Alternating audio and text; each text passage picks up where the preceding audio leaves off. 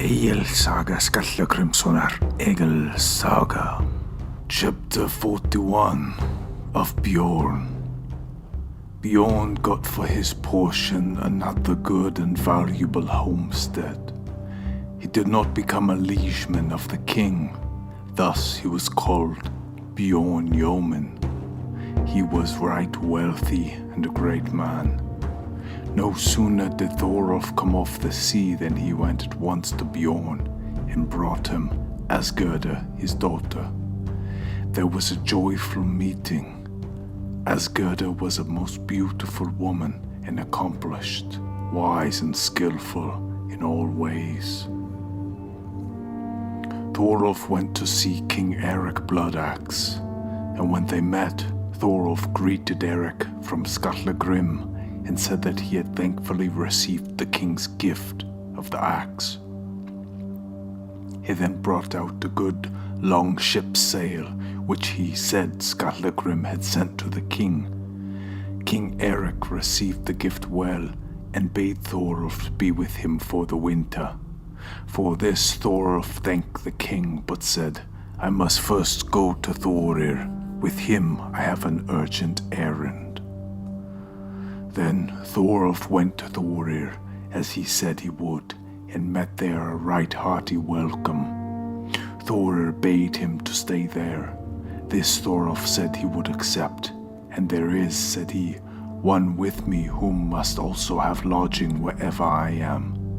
He is my younger brother, and he has never before been away from home, and he needs that I look after him. Thorir said that Thorvald had every right, if he would, to bring more men with him there. Your brother too, he said, I think betters our company if he be at all like you. Then Thorvald went to his ship and had it drawn up and made snug, whereafter he and Egil went to Lord Thorir.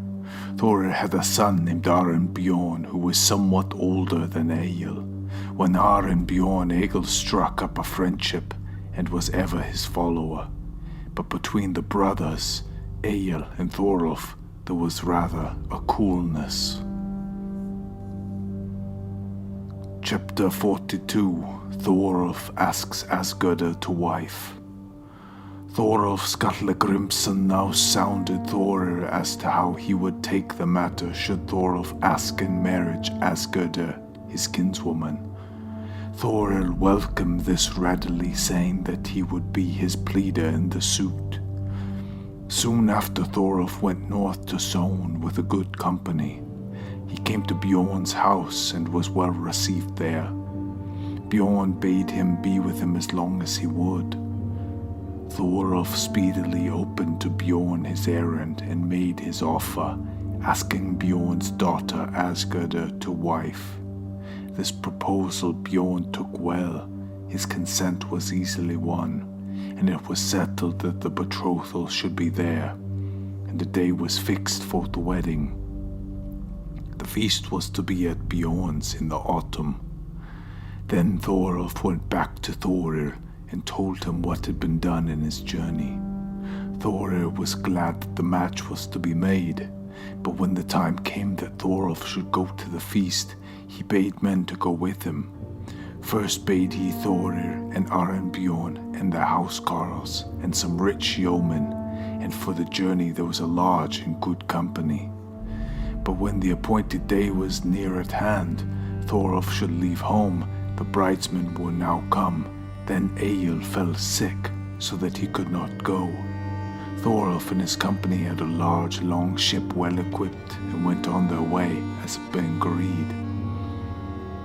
Chapter 43 of Ulfir and Egil. There was a man named Ulfir, a housecarl of Thorir's, who was manager and bailiff over his estate. He had the getting in of debts and was treasurer.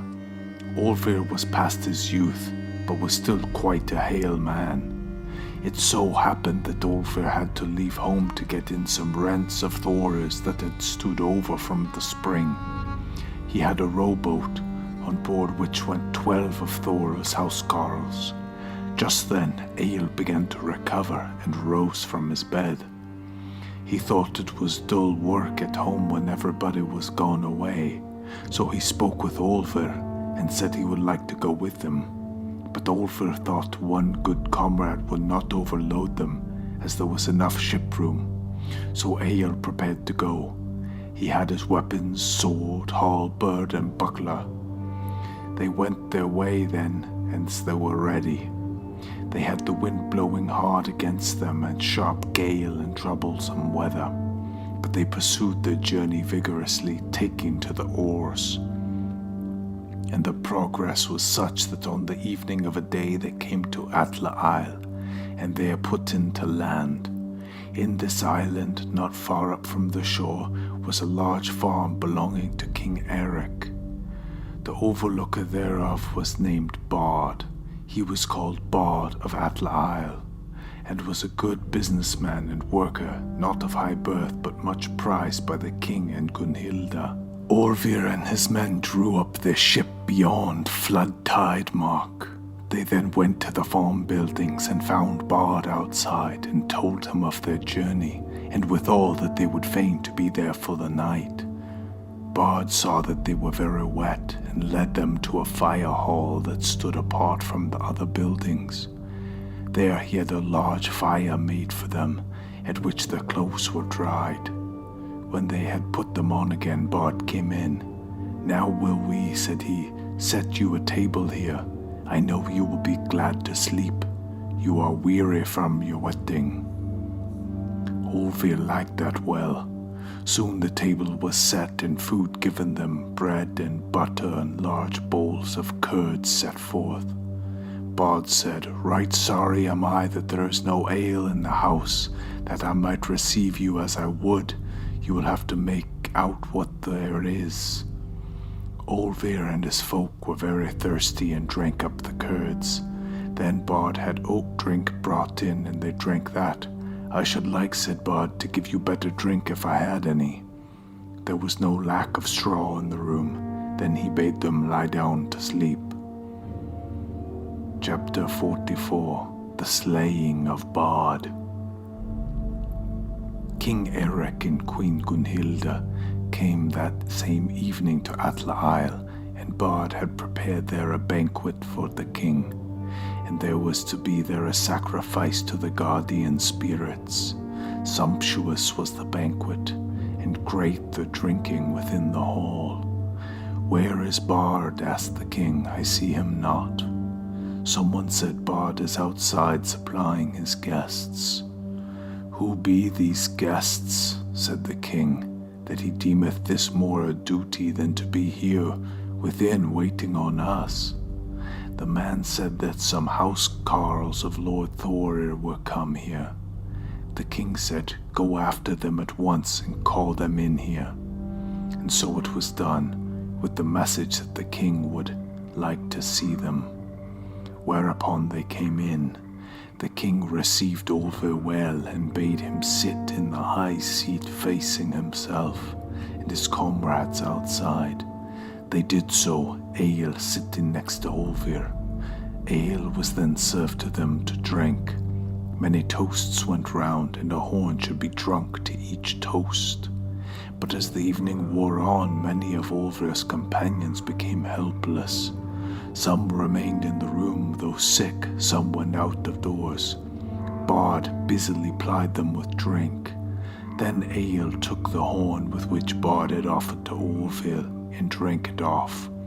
Bard said that Egil was very thirsty, and brought him at once the horn again filled, and bade him drink it off. Egil took the horn and recited a stave. "Wizard worshipper of cairns, want of ale thou couldst allege, here at Spirit's holy feast, false deceiver thee I find. Strange guests thou didst beguile, cloaking thus thy churlish greed. Bard, a foul base art thou, treacherous trick on such to play." Bard bade him drink and stop that jeering. Egil drained every cup that came to him, drinking for Orville as well. Then Bard went to the queen and told her there was a man there who put shame on them, for howsoever much he drank, he still said he was thirsty. The queen and bard then mixed the drink with poison and bare it in. Bard consecrated the cup, then gave it to the ale maid. She carried it to Egil and asked him to drink it. Egil then drew his knife and pricked the palm of his hand. He took the horn and scratched runes upon it and smeared blood in them. He sang, "Write we runes around the horn, redden all the spells with blood. Wise words chose I for the cup, wrought from branching horn of beast. Drink we then, drink we will, draught that cheerful bearer brings. Learn that hath abides in ale, holy ale that bard has bring." The horn then burst the flames, asunder in the midst, and the drink was spilt on the straw below. Then Olver began to faint. So Egil stood up, took Olver by the hand, and led him to the door. Egil shifted his cloak to his left side, and under the mantle held his sword. But when they came to the door, then came Bard after them with a full horn, and bade them drink a farewell cup. Egil stood in the door. He took the horn and drank it off, then recited a stave. Ale is born to me for ale, over now maketh pale. From ox horn I let pour, twixt my lips the shower. But blind they fate to see, blows thy brings on thee. Full soon from Odin's thane, feelst thou deadly rain. With that Egil drew down the horn, but gripped his sword and drew. It was dark in the room. He thrust Bard right through the middle with the sword, so that the point went out the back. Bard fell dead, the blood welling from the wound. Olver fell too, vomiting. Then Egil dashed out of the room. It was pitch black outside. Egil at once ran off from the building, but in the entrance room it was now seen that Bard and Olver were fallen. Then came the king and bade them bring light, whereupon they saw what had happened, that Olver lay there senseless, but Bard was slain, and the floor all streaming with blood. Then the king asked where was that big man who had drunk most that evening. Men said that he had gone out. "Seek him," said the king, "and bring him to me." Search was made for him round the premises, but nowhere was Egil found. But when they came to the detached fire hall, there lay Olvir's comrades. The king's men asked if Egil had come there at all. They all said that he had run in, taken his weapons, and gone out. This was told to the king. The king bade his men go with all speed and seize every ship and boat on the island. "But in the morning," said he, "when it is light, we must search all the island and slay the man." Chapter 45. Flight of Egil. Egil went in the night and sought the places where boats were, but wheresoever he came to the strand, men were always there before him. He went thus through the whole night and never found a boat. But when day dawned, he was standing on a certain ness. He saw then another island, and between him and it lay a very wide sound. This was then his counsel. He took helmet, sword, and spear, breaking off the spear shaft and casting it out into the sea. But the weapons he wrapped around in his cloak and made thereof a bundle, which he bound on his back. Then he plunged into the water, nor staying his swimming till he came to the island. It was called Shepi. It was an island of no great size, covered with brushwood. There were cattle on it, both sheep and oxen, belonging to Atla Isle. But when he came to the island, he wrung his clothes dry. by this time it was broad daylight, and the sun was risen. King Erik had Atla Isle well searched as soon as it was light. This took some time, the island being large and Egil was not found. Then the king made them row to other islands and seek him. It was evening when 12 men rowed to Sheppey. They were to look for Egil and also bring from them some cattle for slaughter. Egil saw the boat coming to the island. He then lay down and hid himself in the brushwood before the boat came to land. They left 3 men behind with the boat, but 9 went up, and they separated into 3 search parties, with 3 in each. But when a rise in the ground was between them and the boat, then Egil stood up, having before got his weapons ready, and made straight across for the sea, and then along the shore. They who guarded the boat were not aware of it till Egil was upon them. He at once killed one with a death blow, but another took to his heels. He had to leap up something of a bank. Egil followed him with a blow, cutting off his foot. The 3rd man leapt out into the boat and pushed off with the pole. Egil drew the boat to him with the rope and leapt out into it. Few blows were exchanged, where Egil slew him and pushed him overboard. Then he took oars and rowed the boat away. He went all that night and the day after, nor stayed till he came to Lord Thorir's. As for Orville and his comrades, the king let them go in peace as guiltless in this matter. But the men who were in Sheppey were there for many nights and killed cattle for food, and made a fire and cooked them, and piled a large fuel heap on the side of the island looking towards Atla Isle, and set fire to it, and let folk know their plight. When that was seen, men rowed out to them and brought to land those who yet lived. The king was by this time gone away. He went to another banquet. But Olvir theirs this to be told that he reached home before Egil, and Thorolf and Thorir had come home even before that. Olvir told the tidings, the slaying of Bard and the rest that had befallen them, but of Egil's going since he knew nothing. Thorolf was much grieved hereat, as also was Arinbjorn.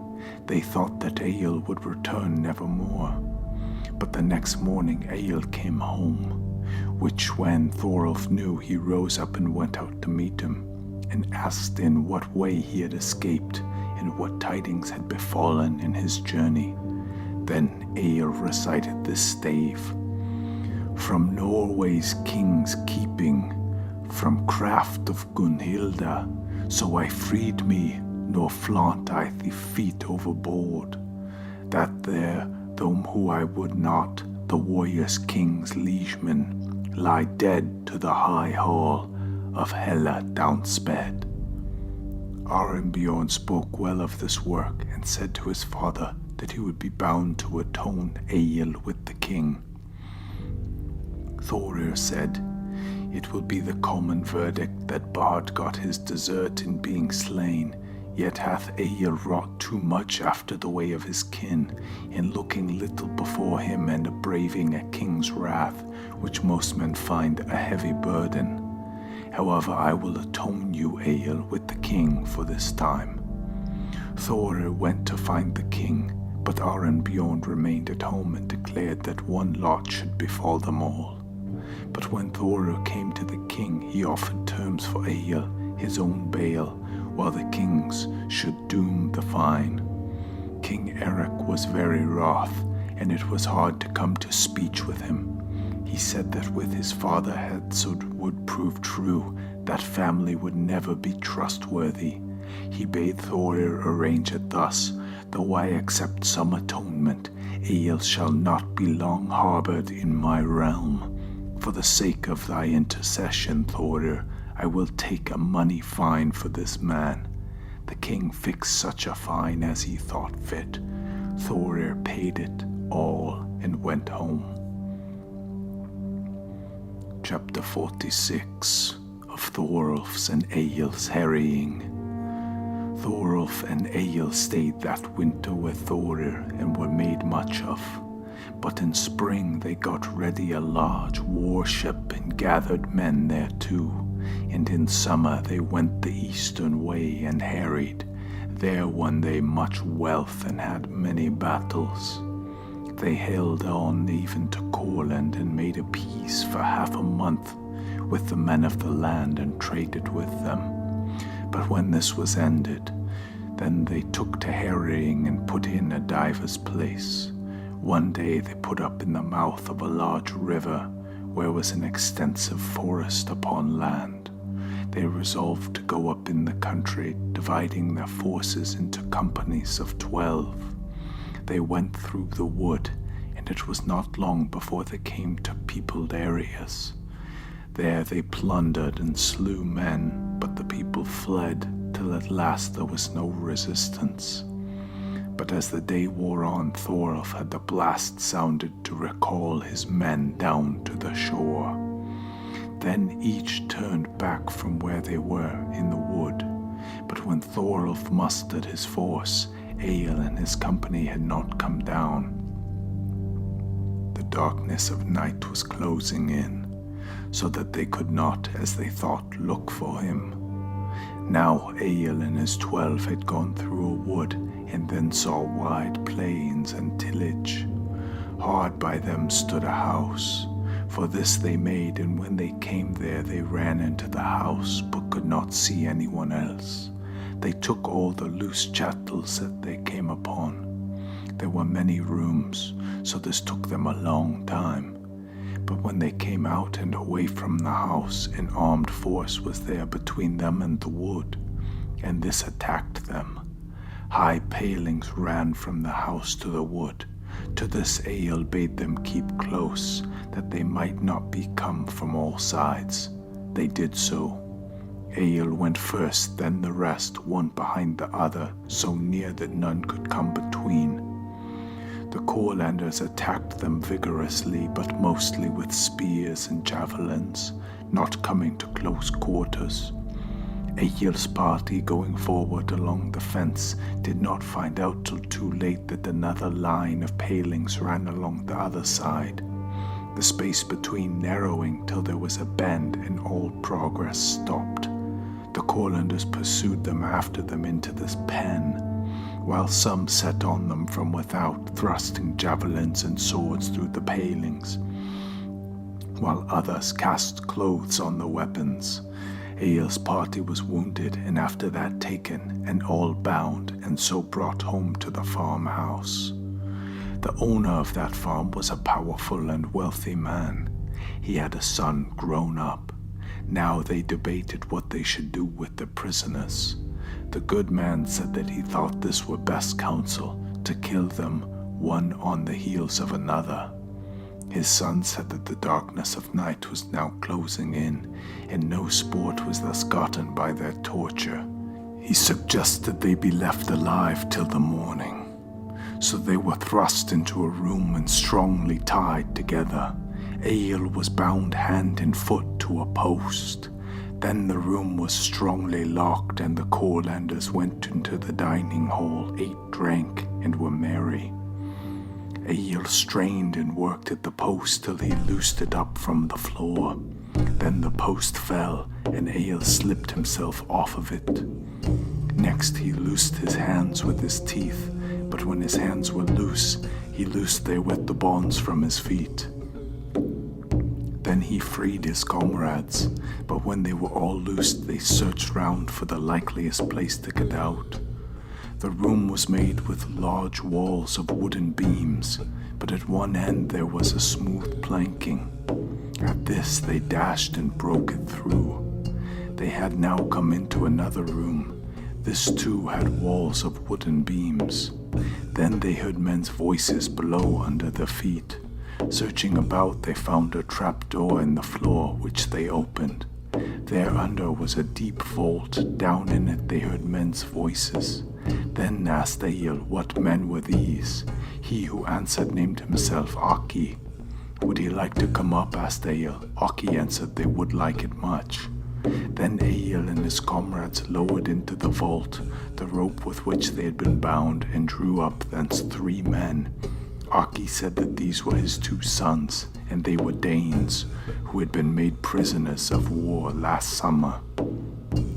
I was, said he, well treated through the winter, and had the chief care of the good man's property, but the lads were enslaved and had a hard lot. In spring we made up our minds to run away, but were retaken. Then we were cast into this vault. You must know all about the plan of this house, said Egil. Where have we the best hope to get out? Aki said that there was another plank partition. Break you up that, you will then come into a corn store, whereout you may go as you will. Egil's men did so. They broke up the planking, came into the granary, and then out. It was pitch dark. Then said Egil's comrades that they should hasten to the wood. But Egil said to Aki, if you know the house here, you can show us the way to some plunder. Aki said there was no lack of chattels.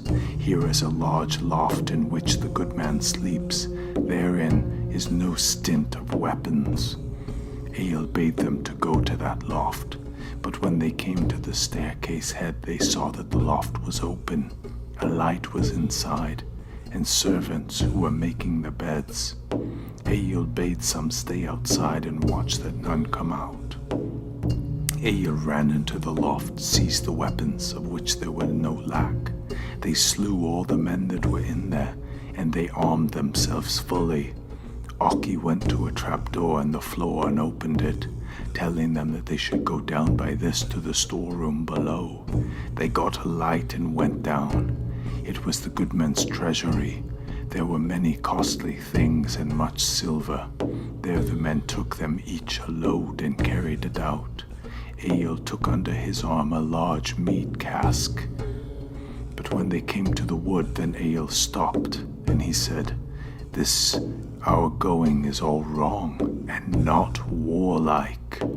We have stolen the good man's property without his knowing thereof. Never ought that shame to be ours.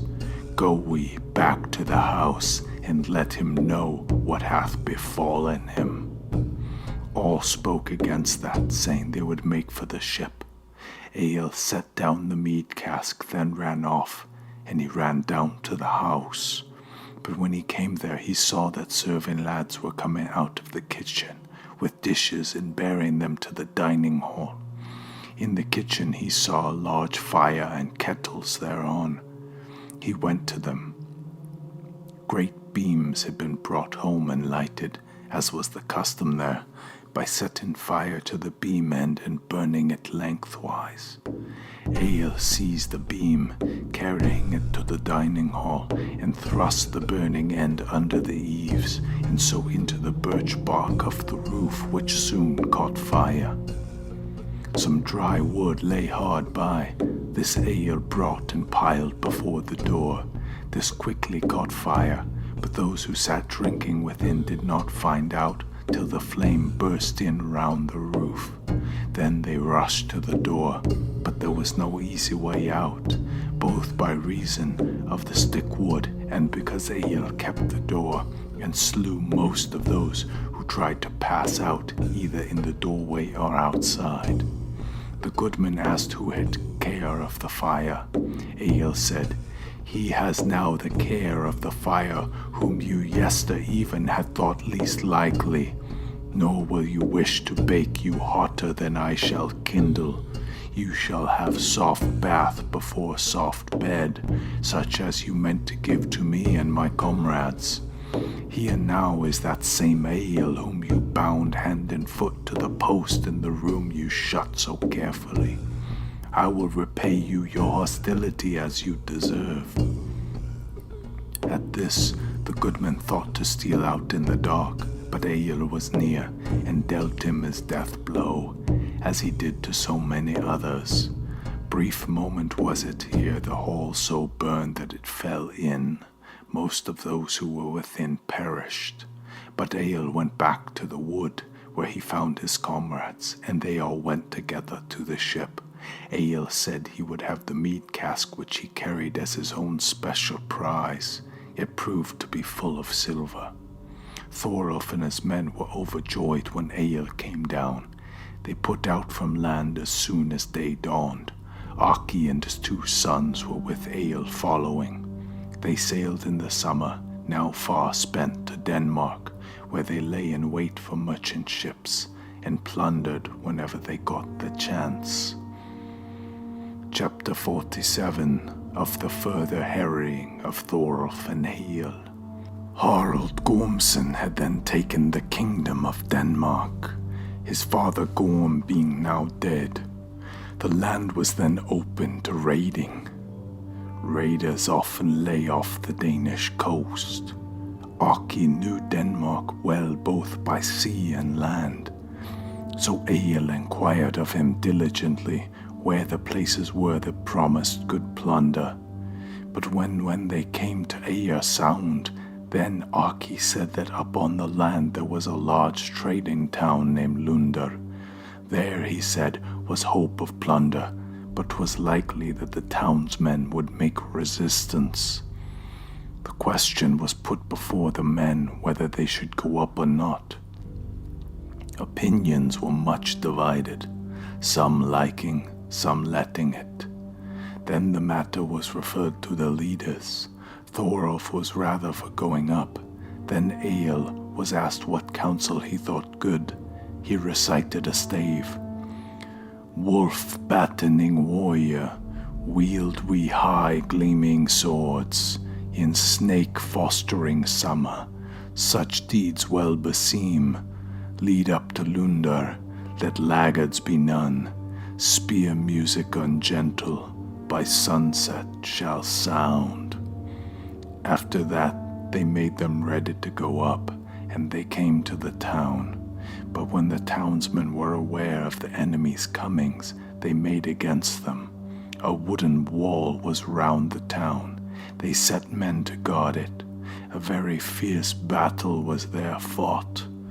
Egil with his following charged fiercely on the gate, nor spared himself. There was a great slaughter, the townsmen falling one upon another. It is said that Egil first entered the town, the others following. Then those of the town fled, and great was the slaughter.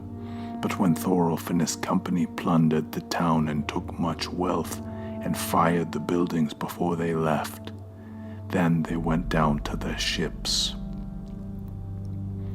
Chapter 48 of the Banquet at Earl Arnfid's. Thorolf stood northwards with his force past Holland, and they put into a harbor there, as the wind drove them back. They did not plunder there. A little way up the country dwelt an earl named Arnfid. But when he heard that freebooters had come to land there, he sent his men to meet them with his errand, to know whether they wished for peace or war. Upon the messengers coming to Thorolf with the errand, he said that they would not harry there, that there was no need to harry there or come with war shield, that the land being not very wealthy. The messengers went back to the earl and told him the issue of the errand. But when the earl knew that he need not gather men for this cause, then he rode down without any armed force to meet the raiders. When they met, all went well at the conference. The earl bade Thorolf to a banquet with him, and as many of the men as he could. Thorolf promised to go. On the appointed day, the earl had riding horses sent down to meet them. Thorolf and Egil went, and they had 30 men with them. When they came to the earl, he received them well. They were led into the dining hall. At once beer was brought in and given them to drink. They sat there till evening. But before the tables were removed, the earl said that they should cast lots to drink together in pairs, man and woman, so far as numbers would allow, but the odd ones by themselves. They cast then their lots into the skirt of a cloak, and the earl drew them out. The Earl had a very beautiful daughter then in the flower of her youth. The lot decreed that Egil could sit by her for the evening. She was going about the floor of the hall, amusing herself. Egil stood up and went to the place in which the Earl's daughter had sat during the day. But when all took their several seats, then the Earl's daughter went to her place.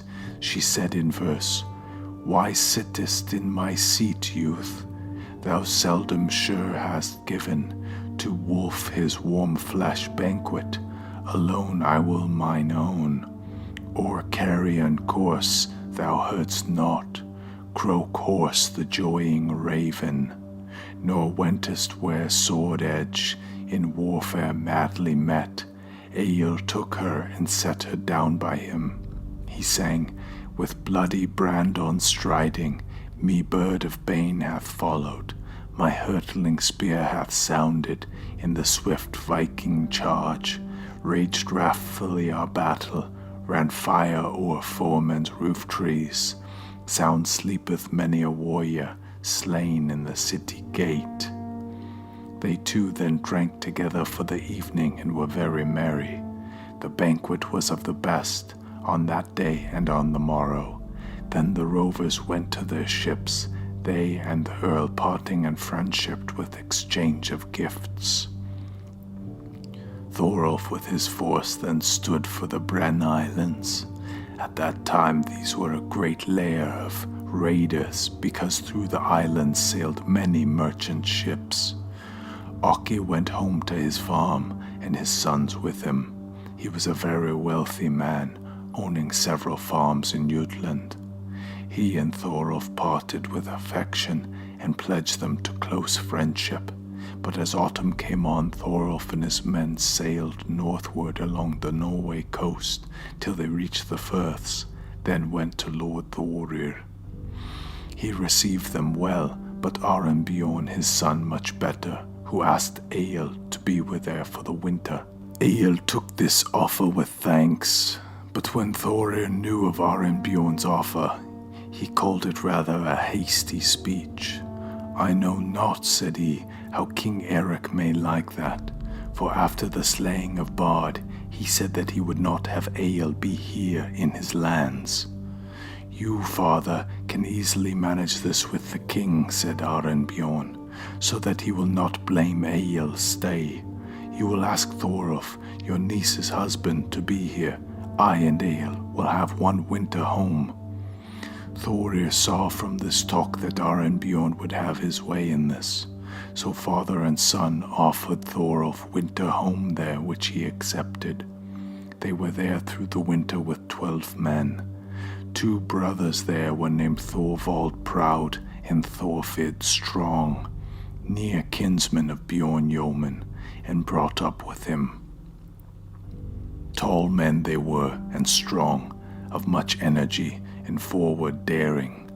They followed Bjorn so long as he went out roving, but when he settled down in quiet, then these brothers went to Thorolf, and went with him in his harrying. They were the forecastle men in his ship, and when Egil took command of a ship, then Thorfid was his forecastle man. These brothers followed Thorolf throughout, and he valued them most of his crew. They were of his company this winter, and sat next to the other 2 brothers. Thorolf sat in the high seat over against Thorir and drank with him. Egil sat as cupmate over against Arenbjorn. At all toasts the cup must cross the floor. Lord Thorir went in the autumn to King Erik Bloodaxe. The king received him exceedingly well, but when they began to talk together, Thorir begged the king not to take it amiss that he had had Egil with him that winter. The king answered this well. He said that Thorir might get from him what he would, but it should not have been so had any other men harbored Egil. But when Gunnhilda heard what they were talking of, she interjected, "This I think, Erik, that is now going again as it has gone before. You lend easy ear to talk, but you don't remember long in mind the ill that is done to you, And now you will bring forward the sons of Skallagrim to this, that they will yet again smite down some of your near kin. But though you may choose to think Bard's slaying of no account, I think not so. The king answered, You, Gunnhilda, more than any other provokes me to savageness. Yet time was when you were on better terms with Thorolf than now. However, I will not take back my word about those brothers. Thorolf was well here, said she, before Egil made him bad, but now I reckon no odds between them. Thor went home when he was ready and told the brothers the words of the king and the queen. Chapter 49. Slaying of Thorvald Proud. Eyvind Skreya and Alf were the names of two brothers of Gunnhilda, sons of Toti. They were then tall and strong and great leaders. They were then made much of by King Erik Bloodaxe and Gunnhilda. Not generally liked were they. At this time they were young, but fully grown to manhood. It so befell in the spring that a great sacrifice was fixed to be held in the summer at Gala. Here was the most renowned chief temple. People flocked numbers from the firths and from the fells and from Sorn, and almost all the great men. King Erik went there. Then spoke Gunnhilda with her brothers. I would fain that you two should so manage matters in this crowded gathering, that ye get to slay one of the two sons of Skallagrim, or better yet still, slay them both. They said it should be done. Lord Thor made ready to go there. He called Bjorn to speak with him. Now will I, said he, go to the sacrifice, but I will not that Egil goes there. I know the craft of Gunnhilda, the vehemence of Egil, the power of the king. No easy task were it to watch these all at once. But Egil will not let himself be hindered unless you stay behind. Now Thorolf and the rest of his company shall go with me. Thorolf shall sacrifice and pray for happiness for his brother as well as himself. Whereupon Bjorn told Egil that he meant to stay at home. And you shall be with me, said he. Egil agreed that it should be so. But Thor and the rest went to sacrifice, and a very great multitude was there, and there was much drinking. Thorolf went with Thor wherever he went, and they were never apart, day or night. Eyvind told Gunnhilda that he could get no chance at Thorolf. She bade him then slay some one of Thorolf's men rather than let everything fail. It chanced one evening when the king had gone to rest, as had also Thor and Thorolf, but Thorfinn and Thorvald still sat up, that the two brothers Eyvind and Alf came and sat down by them, and they were all merry. First they drank as one drinking party, but presently it came to this that each should drink half a horn, Eyvind and Thorvald being paired together to drink, and Alf and Thorfinn. Now as the evening wore on, there was unfair drinking. Next followed bandying of words, then insulting language. Then Eyvind jumped up, drew a sword, and thrust at Thorvald, dealing him a wound that was his death. Whereupon up jumped another side of the king's men and Thor's housecarls. But when were all weaponless in there, because it was sanctuary. Men went between and parted them who were most furious, nor doing anything more happening that event. Eyvind had slain a man on holy ground. He was therefore made accursed, and had to go abroad at once. The king offered a fine for the man, but Thorolf and Thorfinn said they had never taken man fine, and would not take this. With that they parted. Thor and his company went home. King Erik and Gunnhilda sent Eyvind south to Denmark, to King Harald Gormson, for now he couldn't stay on Norwegian soil. The king received him and his comrades well. Eyvind brought to Denmark a large warship. He then appointed Eyvind to be his coast guard there against raiders, for Eyvind was a strong warrior. In the spring following that winter, Thorolf and Egil made ready to go again raiding, and when they were ready, they again stood for the eastern way. But when they came to Vik, they sailed then south along Jutland and harried there, then went to Friesland, where they stayed for a great part of the summer, but then stood back for Denmark. But when they came to the borderland where Denmark and Friesland meet, and lay by the land there, so it was that one evening when they on shipboard were preparing for sleep, 2 men came to Egil's ship and said they had an errand to him. They were brought before him. They said that Aki the Wealthy had sent them there with a message. Eyvind Skreya is lying out of Jutland's sight and thinks to waylay you as you come from the south, and he has gathered such large force as you cannot withstand if you encounter it all at once. But he himself goes with 2 light vessels, and he is even now here close by you. When Egil heard this news, at once he and his men took down their tenting on the ship. He bade them sail silently, and they did so. They came at dawn to where Eyvind and his men lay at anchor. They set upon them at once, hurling both stones and spears. Many of Eyvind's force fell there, but he himself leapt overboard and got to land by swimming, as did all of those of his men who escaped. But Egil took his ship's cargo and weapons. They went back that day to their own company and met Thorolf. He asked whether Egil had gone and where he had gotten those ships with which he came. Egil said that Eyvind Skreya had had the ships, but they had taken them from him. Then sang Egil, "In struggles sternly hard, we strove off Jutland's side. Well did the warrior fight, warder of Denmark's realm, till with his white sword burn, eastwards from Wave Horse High, to swim and seek the sand, swift Eyvind Skreya leapt." Thorolf said, "Herein you have wrought so much, methinks, that it will not serve us, our autumn plan to go to Norway." Egil said it was quite as well, though they should seek some other place.